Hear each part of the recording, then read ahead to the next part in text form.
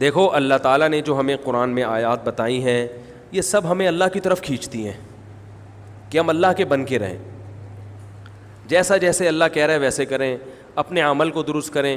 سورہ بقرہ میں اللہ کا ارشاد ہے لیس البر ان تولوا وجوہکم قبل المشرق والمغرب ولکن البر من آمن باللہ والیوم الآخر والملائکۃ والکتاب والنبیین.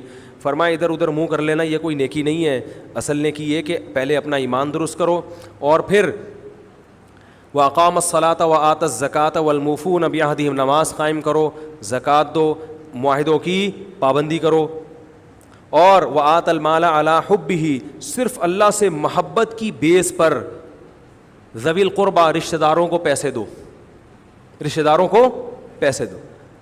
والیتامى, یتیموں کو کھلاؤ, یتیموں پہ خرچ کرو. والمساکین, مسکینوں کو کھلاؤ. وابن السبیل, مسافروں پر خرچ کرو.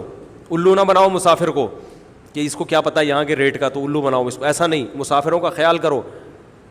تو یہ 4 قسم کے طبقے پر احسان کرو, اور نماز بھی قائم کرو اور زکوٰۃ الگ سے دو. اور والصابرین فی البأساء والضراء, کوئی پریشانی آئے تو صبر کرو, چاہے وہ مالی پریشانی ہو, فی البأساء والضراء جسمانی پریشانی. وحین البأس, اگر میدان جنگ میں لڑنا پڑے تو میدان جنگ میں صبر سے لڑو.